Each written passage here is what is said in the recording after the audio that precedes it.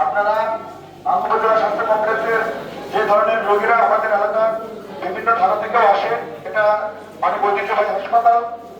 এই হাসপাতালে যারা সেবা নিতে আসে, চিকিৎসার জন্য আসে, অনেকেই রক্তের স্বল্পতা এবং যখন অ্যাক্সিডেন্ট করে রোগী আসছে রক্তের সংকট দেখা দেয়, প্রচুর হারানির শিকার হয়।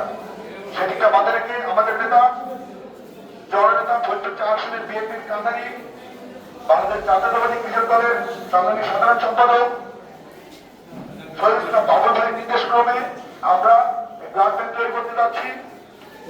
সেই প্রোগ্রামে আজকে আমরা যারা ব্লাড ব্যাংকের সদস্য হবেন সবাইকে একটা কার্ড করে দেওয়া হবে। পাশাপাশি আমাদের এই হাসপাতালে যারা সেবা নিতে আসবেন জন্য রক্তের সংগ্রহের সম্বন্ধে শেখানো হয়, সেই জন্য এই প্রচেষ্টা।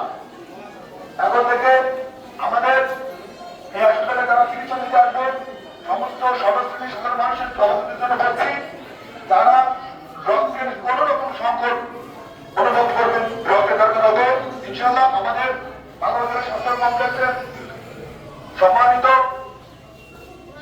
কর্মকর্তা আমাদের বড় ভাই যারা প্রাথমিক নাসিম ভাইয়ের সাথে সরাসরি যোগাযোগ করলেন, ইনশাল্লাহ আমরা আশা করি ছাত্র দলের পক্ষ থেকে সদস্যদের রক্তের ব্যবস্থা হয়ে যাবে।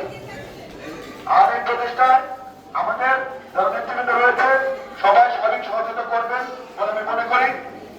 পাশাপাশি আমরা এই হাসপাতালকে এতদিন ছিল কংগ্রেস সরকার বিশিষ্ট হাসপাতাল, ইনশাল্লাহ আমাদের একটা বাবা ভাই অঙ্গীকার করেছেন, কিন্তু যদি আপনাদের দোয়া এবং সমর্থন পেয়ে হতে পারে তাহলে এই ভাঙা হাসপাতালকে তিনি 100 বিশিষ্ট করে আনবেন ইনশাল্লাহ। পাশাপাশি আমাদের এখানে কোনো অ্যাক্সিডেন্টলি হাত পা ভেঙে কেউ আসলে তার উপযুক্ত অর্থোপেডিক চিকিৎসা এখানে হয় না, সেই ব্যবস্থা আমাদের এখানে নেই। আমাদের নেতা বাবা ভাই অঙ্গীকার করেছেন তিনি নির্বাচিত হয়ে এমপি হয়ে আসলে ইনশাআল্লাহ আগামীতে তিনি মন্ত্রী হবে। সেই সময়ে বাংলা উপজেলা স্বাস্থ্য কমপ্লেক্স 100 বিশিষ্ট করার পাশাপাশি আমাদের নেতা বাবা ভাই বলেছেন উনি একটি ট্রমা সেন্টার আমাদের ভাঙা দিয়ে দেবেন।